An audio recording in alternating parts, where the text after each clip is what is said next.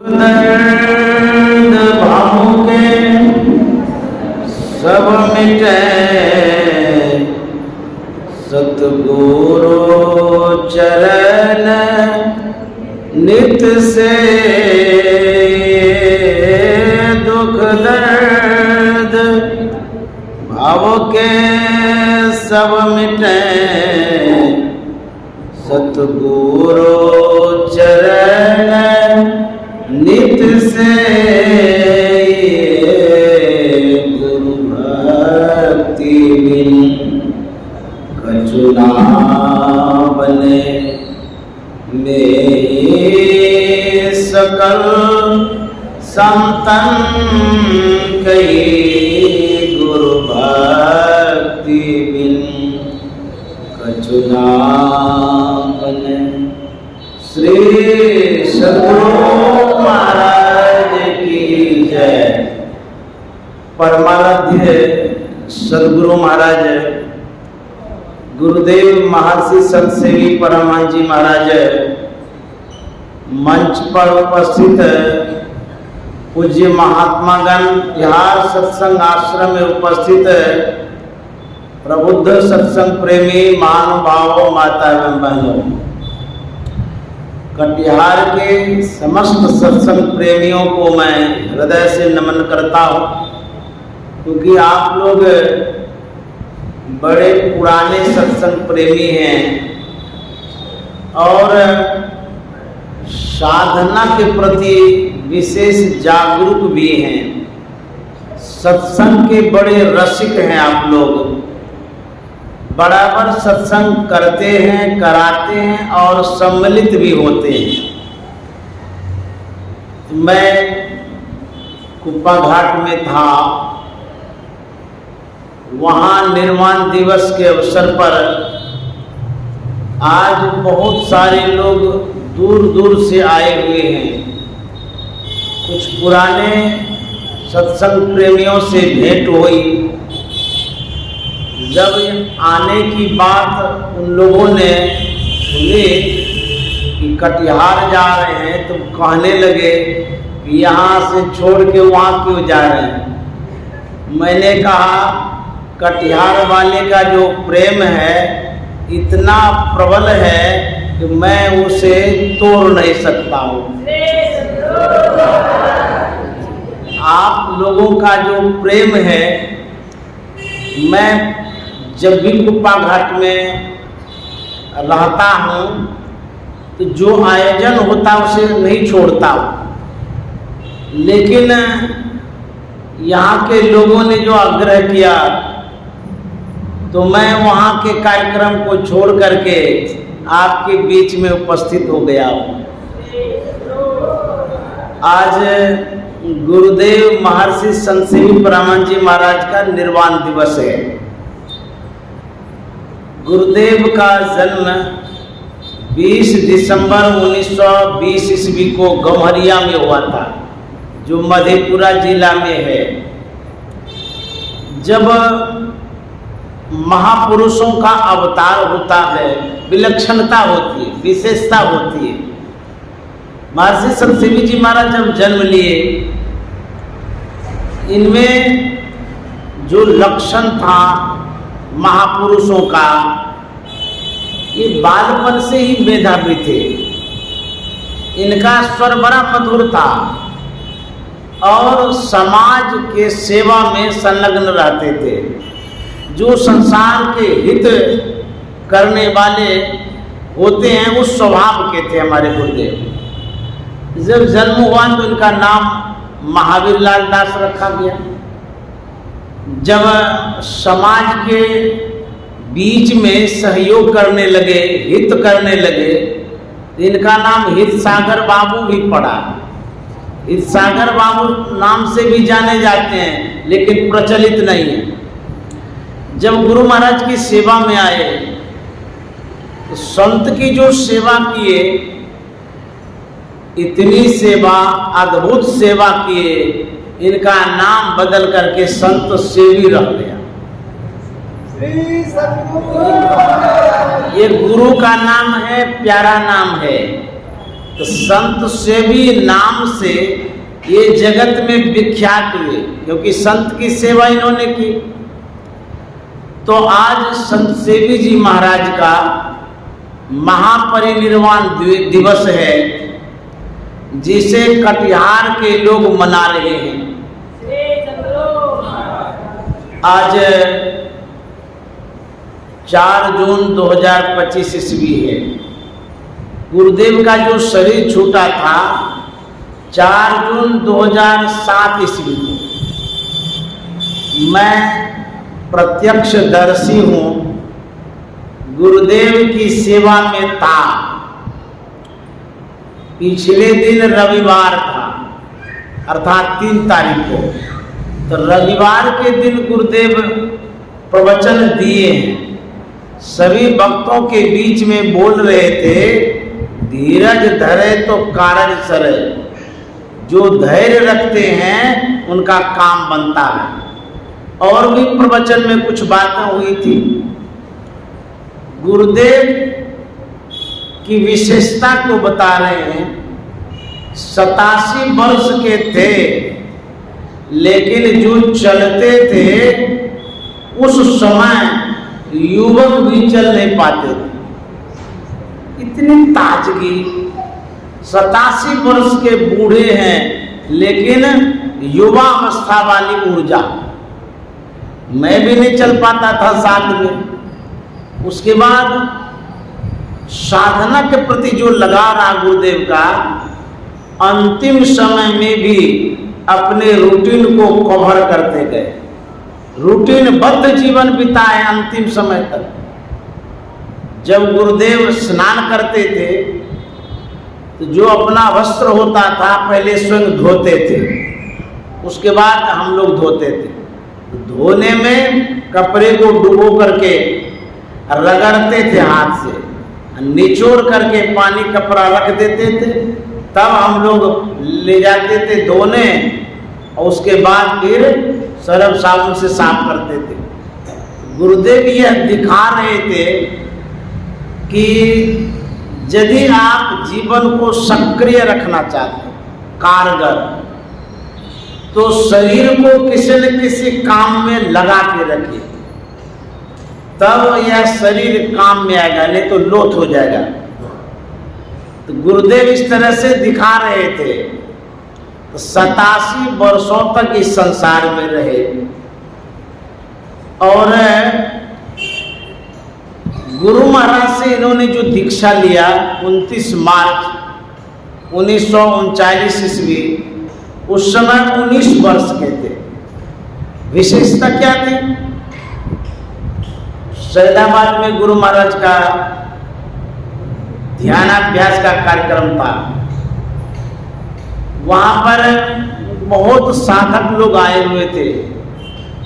गुरुदेव वहीं पर उस समय काम कर रहे थे, शिक्षक के रूप में थे। तो लोगों से जब सुना कि महर्षि मणिपुरानंद जी महाराज आए हैं और सब के सब जा रहे हैं उनसे मिलने के लिए, संत सेवी जी महाराज ने कहा था कि मैं भी दर्शन करने जाना चाहता हूँ, जबकि उस समय दीक्षा भी ले लिए थे। तो लोगों ने कहा कि चलिए, आ गए दर्शन करने के लिए। गुरु महाराज बैठे हुए थे। सैदाबाद कनखुदिया में मासिक ध्यान था। तो गुरु महाराज को उन्होंने प्रणाम किया। प्रणाम तो किए और कह दिए कि मैं दीक्षा लेना चाहता हूँ। गुरु महाराज कोई जवाब नहीं दिए। गुरु महाराज को टालने का समय हो गया था, चलने के लिए चलने लगे। एक विद्वान आदमी भी गुरु महाराज के साथ जा रहे थे। अब देखिए महर्षि संत सेवी जी महाराज का संस्कार, स्वभाव और हिम्मत। गुरु महाराज आगे आगे जा रहे हैं, विद्वान आदमी पीछे पीछे जा रहे हैं, और संत सेवी जी महाराज भी पीछे लग गए। दीक्षा नहीं लिए, तब भी ये जा रहे हैं घूमने के लिए साथ में। एक जगह पर घूम रहे थे। जो विद्वान आदमी थे गुरु महाराज के साथ, वो गुरु महाराज से बातचीत कर रहे थे। वो कह रहे थे जो वर्णात्मक शब्द होता है उसे हम बोलते भी हैं, लिखते भी हैं। इतना ही बोलना था कि पीछे में संत सेवी जी महाराज बोल दिए कि महाशय, वर्णात्मक शब्द जो आप बोलते हैं, लिखते हैं, लेकिन कुछ ऐसा भी शब्द है जिसे आप बोल पाएंगे लेकिन लिख नहीं पाएंगे। तुरंत गुरु महाराज की दृष्टि इन पर जाती है। विद्वान भी इधर देखने लगे, इनकी ओर गुरु महाराज भी देखते हैं, विद्वान भी देखते हैं। और विद्वान पूछ बैठते हैं, आप कैसे कह सकते हैं कि वर्णात्मक शब्द को बोल सकते हैं लेकिन लिख नहीं सकते हैं? ऐसा कौन सा वर्णात्मक शब्द है?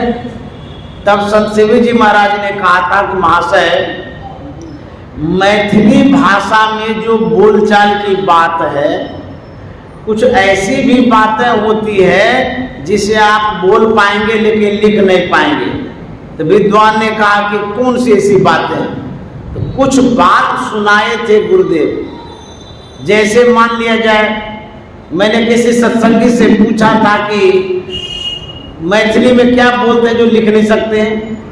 एक आदमी ने कहा था जैसे आप पैन बोलते हैं, पानी को पैन बोलते हैं मैथिली में, मुझे बोला भी नहीं जाता है। वो एक कारण पैन लिखेंगे तो कलम हो जाएगा। इस शब्द को लिख नहीं सकते हैं, पैन।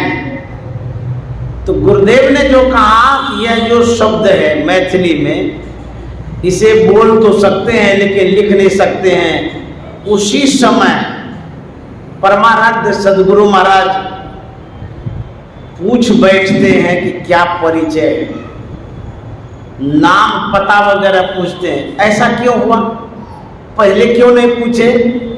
जाने बिनु न होय प्रतीति, बिनु प्रतीति होय नहीं प्रीति, प्रीति बिना नहीं भक्ति दृढ़ाई, जिमे खगेश जल के चिकनाई।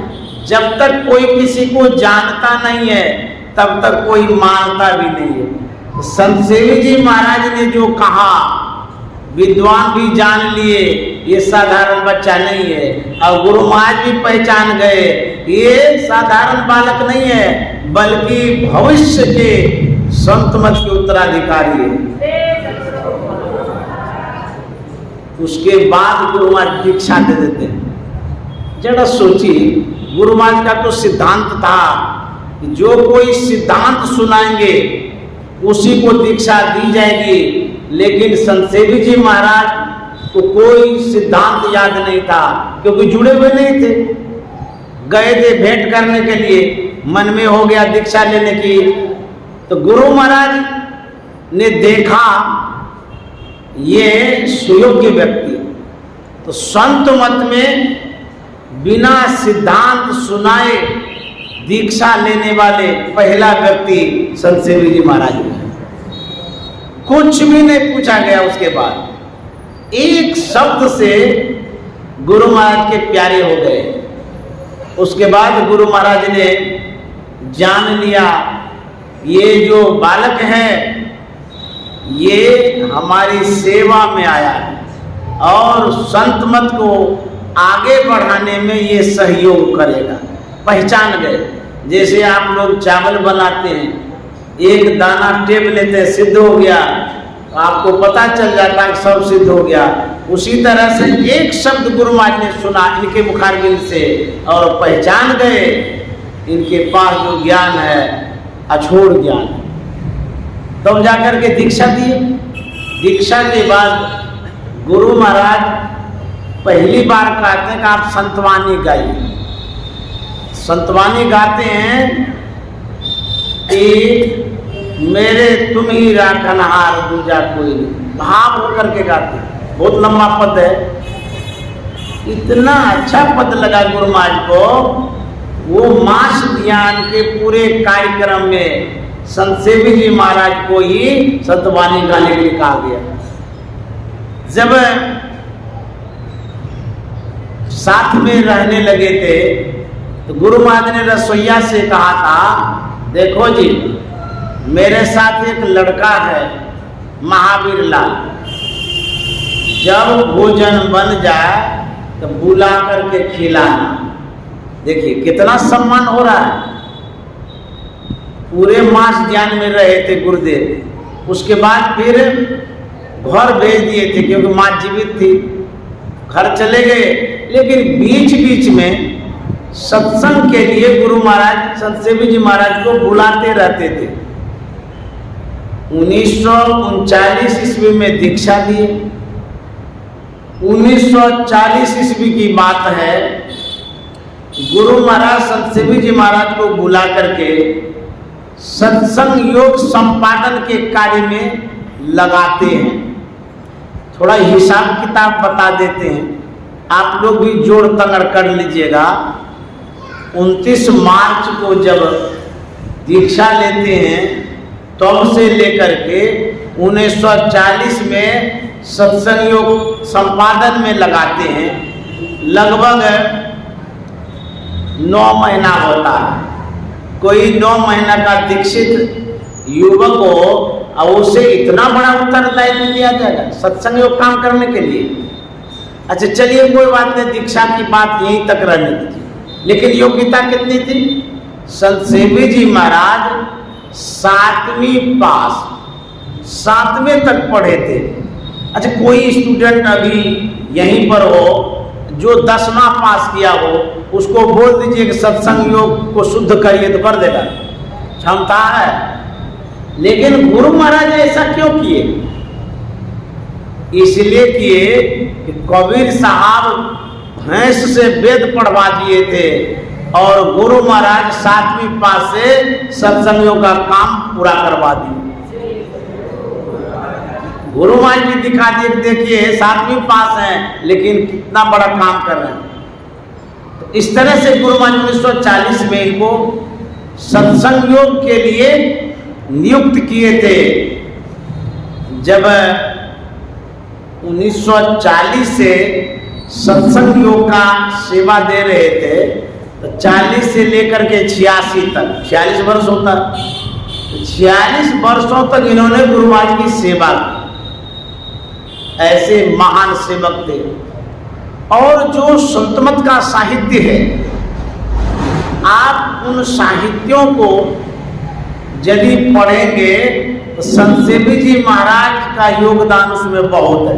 सत्संग योग छपा है, रामचरितमानस, संतवाणी सटीक, पदावली और भी बहुत सारे ग्रंथ हैं। सभी ग्रंथों के प्रणयन में, संपादन में संत सेवी जी महाराज का हाथ है। ऐसे थे हमारे गुरुदेव महर्षि संत सेवी जी महाराज। 46 वर्षों तक गुरु महाराज की सेवा इन्होंने की। और जब शांति संदेश का काम हो रहा था, गुरुदेव के मन में हुआ था लिखने की बात कि गुरु महाराज जो प्रवचन करते हैं इसको लिखना चाहिए, क्योंकि यह प्रवचन लिखेंगे नहीं तो जो वर्तमान में श्रोता है उनको तो याद रहेगा, अब भविष्य के जो श्रोता हैं वो गुरु महाराज के ज्ञान को जाने नहीं पाएंगे। देखिए कितना दिमाग तेज था, अपने से लिखना शुरू कर दिया। 1949 ईस्वी से प्रवचन है, 50 ईस्वी से प्रवचन प्रारंभ हुआ है पत्रिका में। वो पत्रिका बाहर में छपती थी, कुपा घाट में 1960 से छपना शुरू हुआ था। गुरुदेव जब लिख रहे थे तो प्रवचन गुरु महाराज कर रहे थे, गुरुदेव लिख रहे थे। एक व्यक्ति ने मंच पर ही महर्षि संत सेवी जी महाराज से कहा था, महाराज क्या लिखते रहते हैं? गुरु महाराज का प्रवचन हो रहा है, अमृत की वर्षा हो रही है, बाद में लिखिएगा, अभी सुन लीजिए, क्यों लिखते रहते हैं आप? तो गुरुदेव ने कहा था, आप लोग जो सुनते हैं आप लोगों को याद रहता है, मैं इसलिए लिखता हूं, लिख करके रख दूंगा, बाद में पढ़ूंगा। देखिए बाद में वो अपने पढ़ने के लिए लिख रहे थे, हम लोगों के पढ़ने के लिए लिख रहे थे? हम लोगों के लिए लिख रहे थे। यदि वो प्रवचन आज न होता तो शांति संदेश में गुरुवार का प्रवचन नहीं मिलता, सत्संग सुधा सागर नहीं मिलता।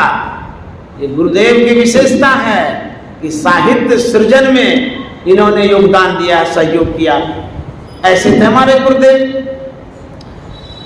इनका जो जीवन रहा है कुछ समयों तक तो मैं रहा जो मैंने देखा, कुछ उनमें से ही बात बता देता हूं। गुरुदेव सर्वधर्म समन्वय किताब लिख रहे थे, उसमें पहले रफ करते थे, जनरली जो लिखते रहते हैं, तो गुरुदेव छोटे छोटे अक्षरों में लिखते थे। मुझसे गुरुदेव ने कहा था कि विद्यानंद इसको फेर करके ला दो। तो मैं तो हिस्ट्री का छात्र हूँ, लिखना बहुत पड़ता है हिस्ट्री में। गुरुदेव जो लिखने के लिए दिए, सेवा के बाद गया कमरे में और तुरंत साफ साफ मोटे अक्षरों में लिख करके गुरुदेव को दे दिया। गुरुदेव ने कहा था, अरे इतना जल्दी कैसे लिख लिया, इतना भी साफ साफ। उसी क्रम की घटना है। तो गुरुदेव जो रफ कॉपी लिखते थे, रफ कॉपी में वो कौन सी कॉपी थी? आप लोग जो काट देते थे विवाह का या और भी कोई कार्यक्रम का, तो कार्ड के दूसरे भाग में सादा होता था। गुरुदेव क्या करते थे, उस सादे भाग को निकाल लेते थे, उसी को जमा करते थे, उसी में सर्वधर्म समन्वय किताब का रफ करते थे, लिखते रहते। होते होते मेरे मन में हो गया कि गुरुदेव के पास बहुत लेटर पेड है, बढ़िया बढ़िया है। इस शादी विवाह वाला जो कार्ड है, सादा वाला भाग है, इसमें लिखते हैं। एक दिन मैंने गुरुदेव से कहा था, हुजूर अपने पास तो बहुत लेटर पेड है, इतना अच्छा किताब लिख रहे हैं, लेटर पेड में लिखना चाहिए, अच्छा लगेगा। गुरुदेव कुछ नहीं बोले। ऐसे ही क्रम चलते रहा। एक दिन और मेरे मन में हुआ कहने का। 11 बजे का समय था, गुरुदेव टेबल पर बैठे थे।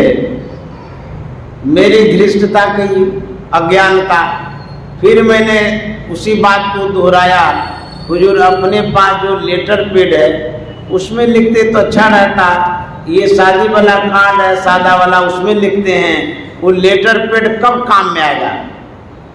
गुरुदेव ने कहा था, जब मैं मर जाऊंगा तब उसमें तुम लिखना। उसके बाद में बोलना ही बंद कर दिया। फिर गुरुदेव क्या समझाने लगे, देखो जब इस कार्ड में काम हो रहा है तो फिर वो कागज है तो काम आएगा कभी, काम से काम है। गुरुदेव सिखा रहे थे कि यदि काम हो रहा है तो काम उसी से कर लेना चाहिए, ये नहीं कि अच्छा अच्छा पेपर लेते जाओ। दूसरी बात गुरुदेव कह रहे थे,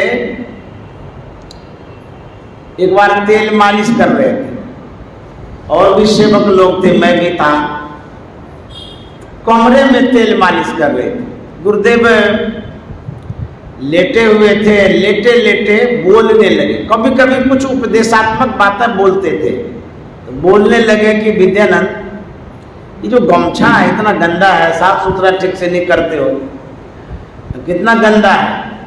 तो मैं तो उसको धोता था, लेकिन तेल का दाग कहीं न कहीं रह जाता था। तो गुरुदेव बोलते हैं ठीक से साफ करना चाहिए। मैं सुन तो लिया, लेकिन मेरे मन में कुछ चलने लगा। मैं क्या सोचने लगा कि गमछा तो पुराना हो गया है, जहाँ तहाँ दाग रह ही जाता है। ऐसा करेंगे, इस गमछा को हटा देंगे। उस समय हरियाणा के एक भगत एक थान दे दिए थे गमछा को, तो नया गमछा दे देंगे और जब ये भी थोड़ा पुराना होगा तो इसको बदल देंगे। ढेर तो गमछा है ही। मैं सोच रहा था, अब गुरुदेव मेरे सोच को पढ़ रहे थे। गुरुदेव क्या कहते हैं, मेरे बाप दादी की जो जागीरी थी, जायदाद था वो आजकल नहीं है। सब दिन एक जैसा समय नहीं रहता है।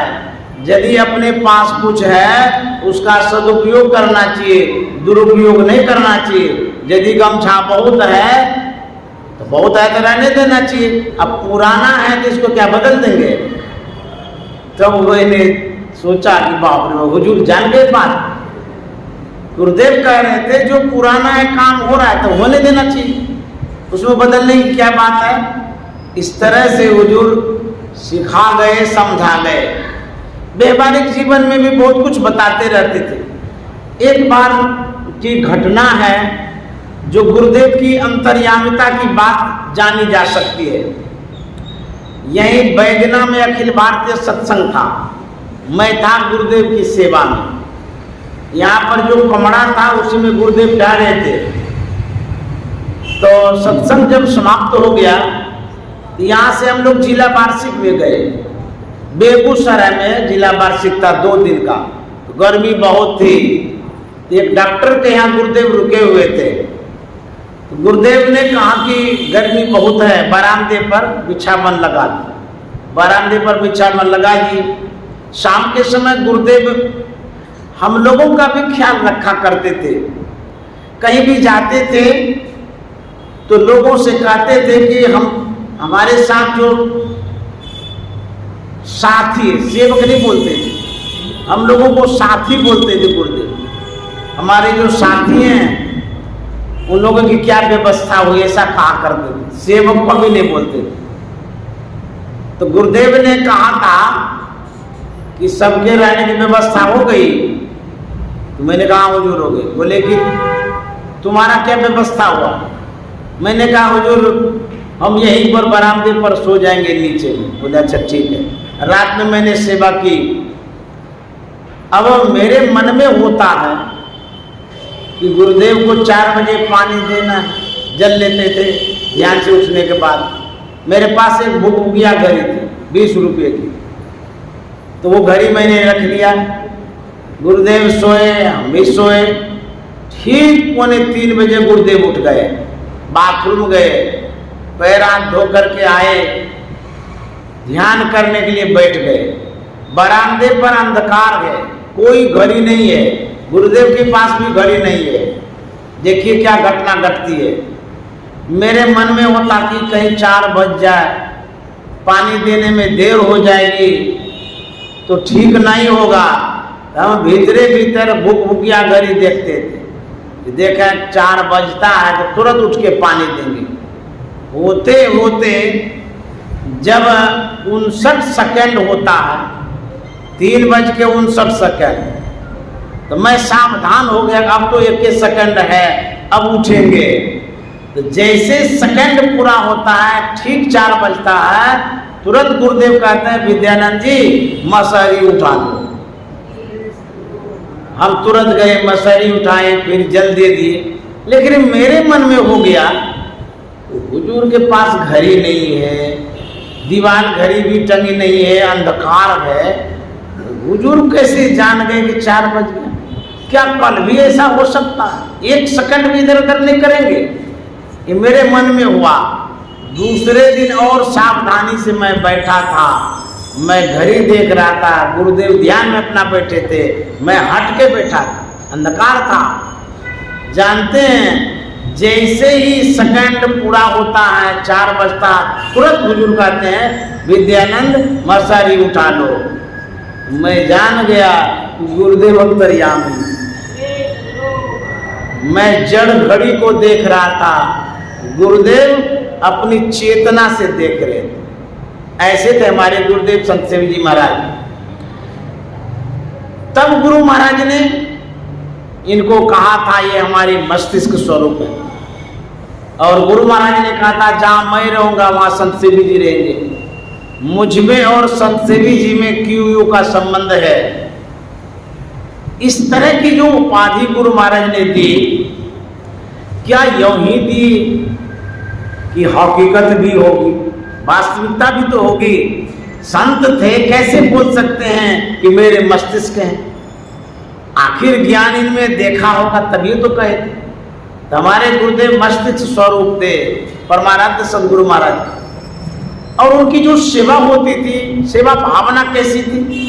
एक बहुत अच्छा प्रसंग है जो मैं बराबर कहा करता हूँ। गुरुदेव गए थे दिल्ली स्वास्थ्य लाभ के लिए, पीठ में दर्द हो गई थी, हड्डी में पेन हो गया था। तो डॉक्टर ने जब देखा भाला तो सलाह दिया कि स्वामी जी, आपके पीठ में जो दर्द है इसमें यदि जल्दी रिलीफ चाहते हैं, आराम चाहते हैं, तो मेरी बात मानिए, आप गर्दन को थोड़ा उठा करके रखिए। आपकी गर्दन झुकी रहती है, यदि एक सीध में रखेंगे तो आराम मिलेगा। इतना सुनकर के गुरुदेव ने कहा था कि डॉक्टर साहब, गर्दन को एक सीध में रखना मेरे लिए असंभव है।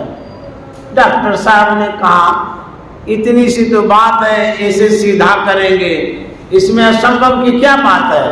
तो गुरुदेव ने कहा था कि डॉक्टर साहब क्या कहेंगे, जब जब मैं अपने गुरुदेव महर्षि मही परम जी महाराज की सेवा में उपस्थित होता था, मेरी नजर चरण पर होती थी, चेहरे पर नहीं।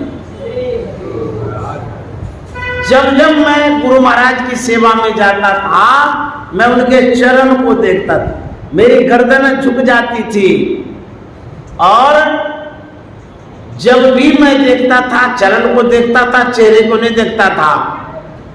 डॉक्टर साहब, अब दर्द छूटे न छूटे, जो गर्दन झुकी है अब वो उठ नहीं सकती। अब ये गर्दन उठने वाली नहीं है। अब देखिए कितने विनम्र सेवक थे। एक महिला जो विवाहिता है, ससुराल आती है, कितने दिनों तक विनम्रता में रहती है, कुछ दिनों तक, लेकिन 46 वर्षों तक उसी स्थिति में गुरु महाराज के सामने उपस्थित रहते थे, सेवा करते थे, और हर वक्त ख्याल रहता था गुरु महाराज पर ही। जागृत को कौन कहे, जिस समय गुरु महाराज थे उस समय तो ख्याल रहता ही होगा, लेकिन मेरे पास एक किताब है, ये देखिए, स्वप्न जगत की गाथा, ये गुरुदेव की अंतिम रचना। जब गुरुदेव सोते थे किसी भी समय, स्वप्न देखते थे और उसको डायरी में लिखते थे। संजोग से वो डायरी मुझे मिली, जब मैंने देखा गुरुदेव के हाथ से लिखी हुई बात है, पढ़ने लगा। जब पढ़ने लगा, हम पढ़ पढ़ के अवाक हो गए, ये स्वप्न है कि जागृत है, ये तो पता ही नहीं चल रहा है। किताब में लाया हूं, जिसको पढ़ना होगा ले लीजिएगा। इसमें जो बातें हैं डेट वाइज है, दिनांक इतना इतना को इतना बजे इस स्थान पर गुरुदेव का दर्शन हुआ स्वप्न में। दर्शन के बाद बातचीत हुई है, गुरु महाराज ने पूछा है कहाँ है, और गुरुदेव बताए हैं। जैसे गुरुदेव चले गए कलकत्ता, तो गुरु महाराज पूछते हैं यहाँ क्यों आए हैं, इसमें है लिखा हुआ। तो गुरुदेव ने कहा था कि हुजूर दांत में दर्द हो गया, इलाज कराना है। बोला अच्छा ठीक है, करा लें। अब इसको स्वप्न कहिएगा कि जागृत कहिएगा। फिर गुरुदेव कहीं गए हैं, स्नान की व्यवस्था की है, स्वप्ना में खाने की व्यवस्था की है। फिर गुरु महाराज कहे जाइए आप स्तुति विनती करिए, ग्रंथ का पाठ करिए। इस किताब को जब पढ़िएगा आपको ये पता ही नहीं चलेगा ये स्वप्न की बात है। ऐसा संबंध गुरु महाराज के साथ इनका था, शरीर छोड़ने की बाद की बात है। अब जब गुरु महाराज ने कहा था जहां मैं रहूंगा वहां आप रहेंगे, तो संत सेवी जी महाराज जो जीवित थे उनके साथ में तो हर वक्त गुरु महाराज थे। अभी भी जहां वो हैं वही है दोनों। जब क्यों और यू का संबंध है तो गुरु महाराज संत सेवी जी एक ही जगह है। तो इस तरह का संबंध था इनका। एक बार कोई बच्चे आए थे अररिया से, वो अररिया के जो आरएसएस के अशोक बाबू थे, अग्रवाल जी, अररिया भवन में रुके हुए थे, उनका छोटा सा लड़का था, तो 3 रोज हो जाता है तो कुप्पा घाट से फिर जाना पड़ता है। तो गुरुदेव उसी को करके टालने के लिए उद्यान में जा रहे थे, बगीचा में। तो जो छोटा सा लड़का है खिड़की से देखता है, अशोक बाबू का लड़का, तो दौड़ते हुए आए गुरुदेव के पास, आगे जा करके नतमस्तक होते हैं, प्रणाम करते हैं और कहते हैं कि बाबा अब हम चले जाएंगे अररिया। तो गुरुदेव खड़े कर बात कर रहे हैं, मैं भी था और लोग भी थे। गुरुदेव कहते हैं क्यों चले जाएंगे? बोले कि अब तो हो गया समय, 3 रोज का नियम है, इसीलिए चले जाएंगे। तो गुरुदेव ने कहा नहीं नहीं, आप यहीं रहिए, औरों के लिए नियम है लेकिन आप यहीं रहिए जितना दिन रहना हो। वो छोटा सा बच्चा क्या कहता, नहीं नहीं बाबा, हमारा स्कूल खुल गया है, हम स्कूल जाएंगे। तो गुरुदेव कहते हैं कि कोई बात नहीं है, यही भागलपुर में एडमिशन करा दूंगा, यहीं पर पढ़िएगा, आप यहीं रहिए।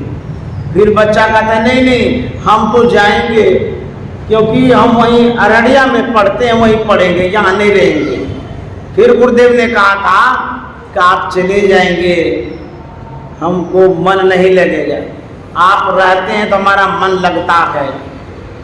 तो बच्चा कहता है कि नहीं नहीं, हम तो चले ही जाएंगे। तो गुरुदेव कहते हैं आप चले तो जाएंगे लेकिन मन मेरा नहीं लगेगा। तो बच्चा कहता मन लगेगा। तो गुरुदेव ने कहा कैसे लगेगा? वो बच्चा कहता टेलीफोन से मन लगेगा। अब देखिए, तो बच्चे के साथ बच्चे बन जाते थे, बच्चों को लगता था कि हम वर्ग के हैं, बराबरी वाले हैं।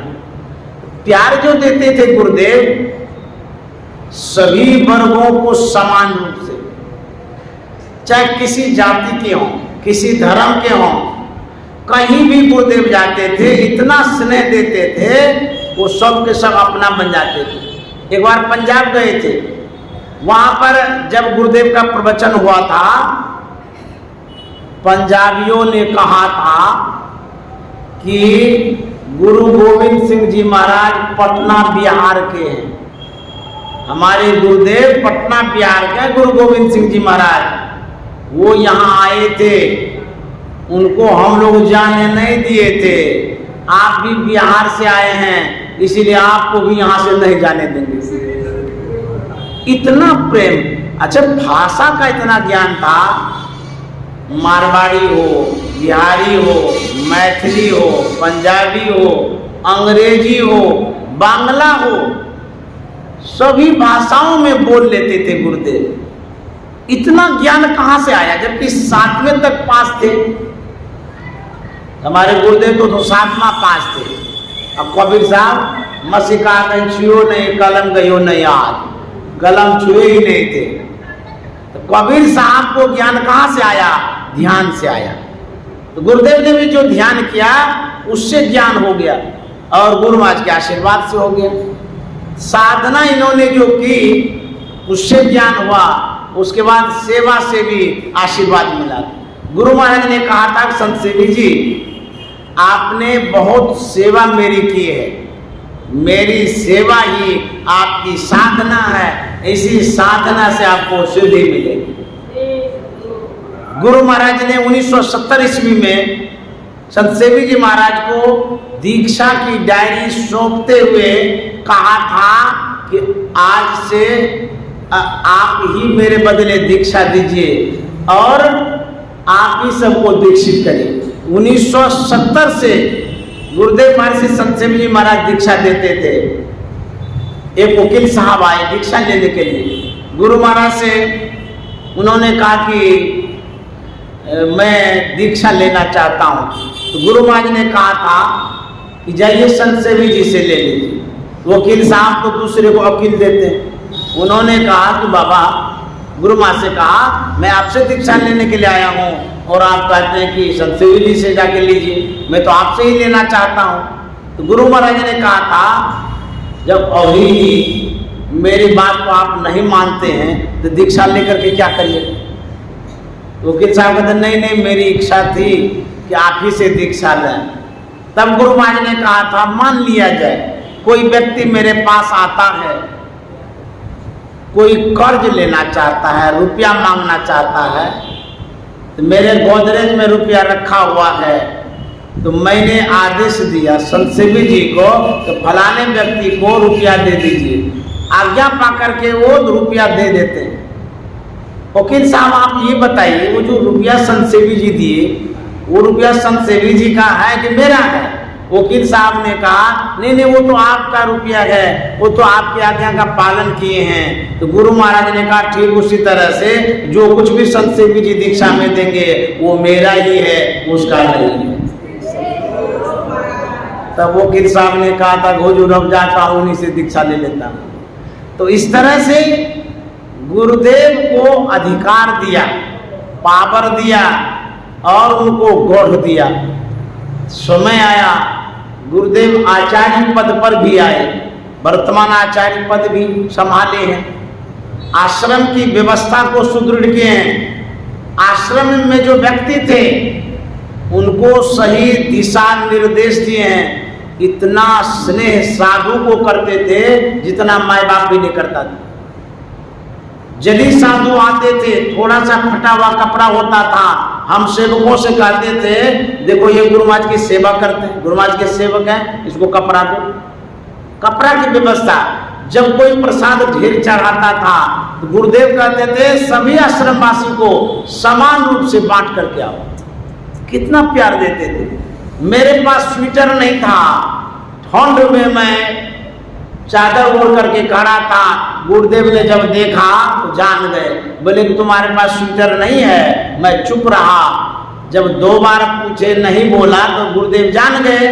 कमरे में गए, अपना स्वेटर जो पहनते थे अलमीरा से निकाल करके मुझे देते हुए कहते हैं लो ये पहनो, यदि नहीं है तो बोलना चाहिए ना, ठंड लग जाएगी तो। इतना प्यार कौन देंगे। ऐसे हमारे गुरुदेव थे। मैं उनके चरणों में साष्टांग नमन करता हूँ, प्रणाम करता हूँ, श्रद्धांजलि अर्पित करता हूँ। और आप लोगों ने जो गुरुदेव का निर्वाण दिवस मनाने का ठाना, इस अवसर पर ध्यान भी कराए आप लोग किए। और गुरुदेव के प्रति जो आपकी आस्था है मैं उसे भी सत सत नमन करता हूँ, क्योंकि मैं देखता हूँ यहाँ मंच पर गुरु महाराज के साथ साथ मेरे गुरुदेव की भी तस्वीर। बहुत बहुत धन्यवाद। श्री सद्गुरु महाराज की जय।